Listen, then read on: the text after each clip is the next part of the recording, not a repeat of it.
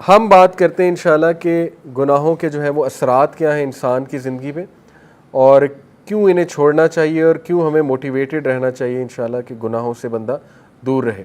سب سے پہلی بات تو یہ سمجھ لیں، دیکھیں کہ گناہ کی نیچر ہی ایسی ہے کہ وہ آپ کو نقصان دے گا۔ یہ اس لیے نہیں ہے کہ اللہ آپ کو پنش کر رہا ہے، اللہ تو انسان کو پنش کرنا چاہتا ہی نہیں۔ قرآن میں ہے، سورہ نساء میں اللہ کہتے ہیں اللہ تمہیں پنش کر کے کیا کرے گا اگر تم اللہ کے ماننے والے اور اللہ سے استغفار کرتے ہو، اللہ کا شکر کرتے ہو۔ اصل میں تو انسان خود پنش کرتا ہے اپنے آپ کو۔ تو جس طرح ایک ریڈیو ایکٹیو مٹیریل نقصان دہ ہے، اس کے قریب آپ جائیں گے آپ کو کینسر ہو جائے گا گاما ریز کی وجہ سے، اسی طرح گناہ ہے، آپ اس کے قریب جائیں گے ہو ہی نہیں سکتا آپ کو نقصان نہ ہو، نقصان آئے گا ہی آئے گا، تو وہ ہم خود اپنا نقصان کر رہے ہیں، ٹھیک ہے۔ تو اس کے اثرات کیا ہیں؟ سم of the consequences of sun, ابن القیم کی کتاب سے اخذ شدہ ہیں یہ کانسیکوینسز، 9-10 کانسیکوینسز انہوں نے بتائے ہیں۔ یہ اس لیے ہے کیونکہ نفسیاتی طور پہ ہمیں جب ایک چیز کے اثرات پتہ لگ جائیں کانسیکوینسز، تو موٹیویشن آ جاتی اس سے بچنے کی، اس لیے بتا رہا ہوں، ٹھیک ہے۔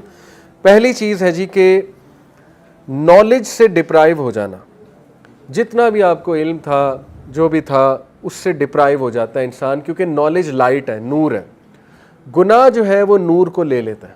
اور یہ اکثر اسلاف جب ان کے پاس کوئی شکایت کرتا تھا آ کے کہ میری میموری ویک ہو گئی ہے، یا مجھے کچھ چیز یاد تھی، قرآن کا کچھ پورشن یاد تھا وہ بھول گیا ہے، تو وہ اکثر انہیں یہی ایڈوائس کرتے تھے کہ آپ استغفار کریں، کیونکہ گناہوں کی وجہ سے یہ چیزیں بھول جاتی ہیں، ٹھیک ہے۔ تو یہ ایک بہت بڑا اثر ہے۔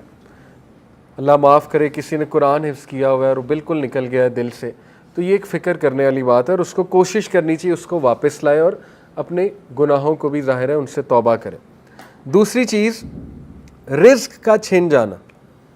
اللہ کے نبی صلی اللہ علیہ وسلم نے فرمایا، ابن ماجہ کی حدیث ہے، صحیح حدیث ہے، ایک شخص کو رزق ملنا ہوتا ہے حلال سے، لیکن وہ جلد بازی کر کے گناہ کر کے وہی رزق حرام سے لے لیتا ہے، تو پھر اس کو ایکسٹرا کچھ نہیں ملتا، جو اس نے لے لیا وہ مل جاتا ہے، نہ اللہ کی ہیلپ اس کے ساتھ ہوتی ہے۔ اور یہ جو حدیث ہے جو میں ابھی سنانے لگا ہوں، یہ کیا ہے؟ A man is deprived of provision because of the sins that he commits۔ انسان کو رزق سے ڈپرائیو کر دیا جاتا ہے اس کے گناہوں کی وجہ سے۔ اب یہاں پہ ہو سکتا ہے آپ کے ذہن میں سوال ہے کہ نہیں یار فلانا اتنے گناہ کرتا ہے، وہ تو موجیں کر رہا ہے، ٹھیک ہے، اس نے تو پلاٹ بنا لیے، یہ کر لیا وہ کر لیا۔ تو دیکھیں رزق 4 طرح کا ہوتا ہے: financial wealth, emotional wealth, social wealth, time wealth. ہو سکتا ہے اس کے پاس فائنینشیل ویلتھ ہو لیکن نہ ایموشنل ویلتھ ہو۔ ایموشنل ویلتھ کیا ہے؟ ذہنی سکون، وہ بھی رزق ہے، غنا، ٹھیک ہے، دل میں ایک سیٹسفیکشن۔ اسی طرح ایموشنل ویلتھ میں ہے جذبات پہ کنٹرول، اینگر مینجمنٹ اچھی، اخلاق اچھا، یہ ایموشنل ویلتھ ہے۔ ہو سکتا ہے وہ بندہ اس سے محروم ہو۔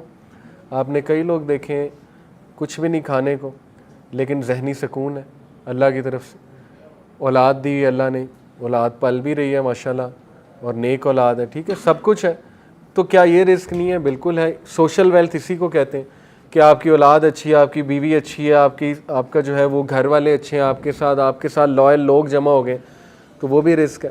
ٹائم ویلتھ، ٹائم میں برکت، آپ کے کام جلدی ہو جاتے ہیں، ٹھیک ہے، آپ کرتے ہی وہ ہیں جو اللہ سبحانہ و تعالیٰ کو پسند ہے، یہ ٹائم میں برکت ہے۔ تو جب ہم گناہوں میں پڑتے ہیں تو یہ ہمارا رزق ڈپرائیو ہوتا ہے، ٹائم سے برکت اٹھ جاتی ہے، ٹینشنیں بڑھ جاتی ہیں، ٹھیک ہے، ٹائم مینجمنٹ ویک ہو جاتی ہے۔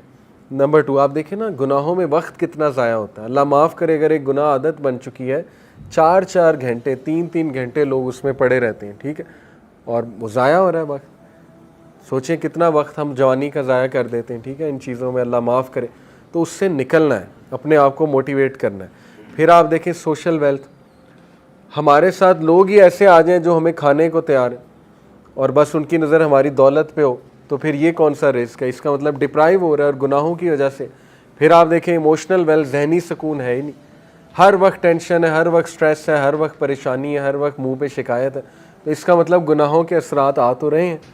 تو اس لیے گناہوں کے اثرات رزق کی تنگی سے آتے ہیں، ٹھیک ہے۔ رزق کبھی اللہ بڑھا کے دیتا ہے، کبھی گھٹا کے دیتا ہے، اوور آل رزق تو لکھا ہوا ہے، لیکن یہ اللہ کی ڈسٹریبیوشن ہے۔ اللہ اپنے بندوں کو چیک کرنے کے لیے کبھی زیادہ دے دیتا ہے اس کوانٹٹی میں سے، کبھی کم کر دیتا ہے، جب وہ دوبارہ استغفار کرتے ہیں پھر بڑھا دیتا ہے، ٹھیک ہے۔ یہ اللہ بادشاہ ہے، اللہ جیسے چاہے کر سکتا ہے۔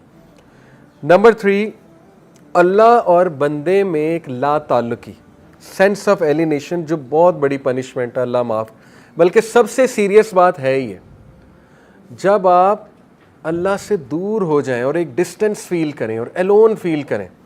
دنیا کی سب سے بڑی لونلینس، سب سے بڑی تنہائی اللہ سے دوری، ٹھیک ہے. تو گناہ وہ اس ڈسٹینس کو انکریز کرتے ہیں، کیونکہ دیکھیں نا، انسان اللہ معاف کرے جب گناہوں میں ہوتا ہے تو اللہ، ظاہر ہے فرشتے اس کے ارد گرد نہیں ہوتے، فرشتے بھی اٹھ جاتے ہیں اس جگہ سے، رحمت نہیں ہوتی اللہ کی، لیکن امید ہوتی ہے، امید بہت ہے.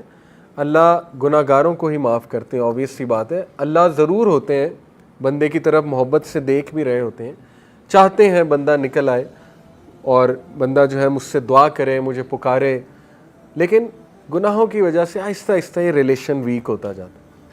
ویکنس یہاں تک آ جاتی ہے کہ ایک بندہ نا مایوس ہو جاتا ہے، کہتا ہے یار کیا اللہ سے مدد مانگوں، میں تو بہت ہی ایکسٹرا کر چکا ہوں کام، اسراف کر چکا ہوں گناہوں کے، اب کیا میں نے اللہ سے بات کرنی. ٹھیک ہے، تو پھر بندہ گیو اپ کر دیتا ہے، گیو اپ کر کے وہ مزید گناہوں کی طرف چلا جاتا ہے.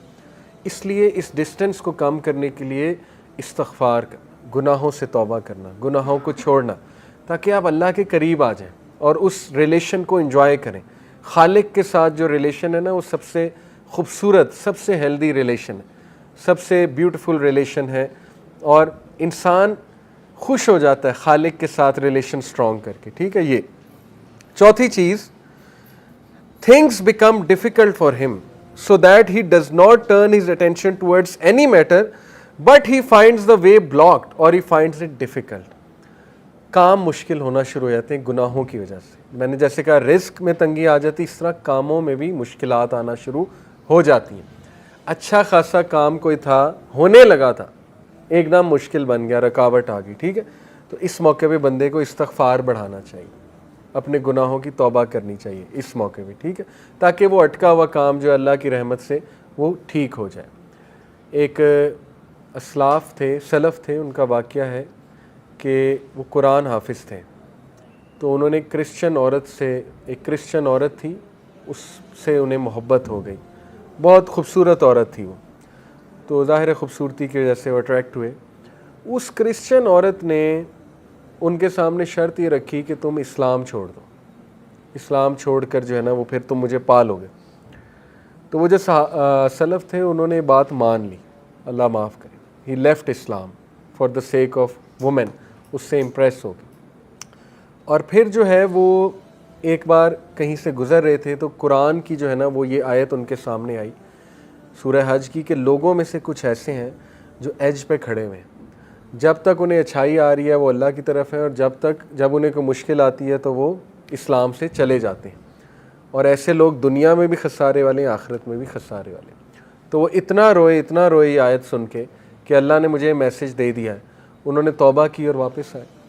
تو میں آپ کو بتانے کا مقصد یہ کہ کئی اسلاف آپ کو نظر آئیں گے جو بعد میں محدث بنے، بڑے بڑے ٹیچرز بنے، دیندار لوگ بنے، ان بہت ڈارکنس میں تھے، بہت زیادہ.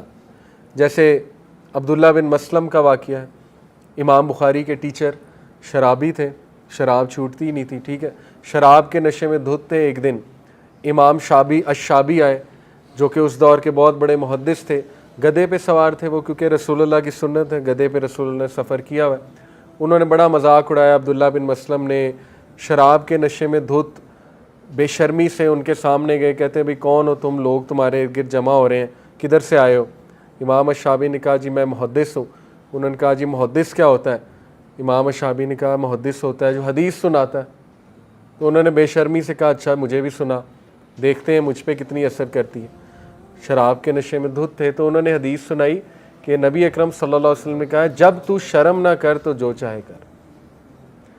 آپ دیکھیں کہ کتنے ذہین تھے کہ وہی موقع تھا، وہ بے شرمی سے آیا تھا نا. اللہ کے نبی نے کہا ٹھیک ہے. یہ اس طرح ہے جیسے ایک باپ بیٹے کو نہیں کہتا جا پھر جو کرنا کر. تو دیکھیں وہ حدیث ایسا ان کے اوپر گری پہاڑ بن کے. انہوں نے کہا کہ میں اسی وقت بس توبہ کی، ارادہ کیا کہ اللہ میں اتنا بے شرم ہو گیا ہوں.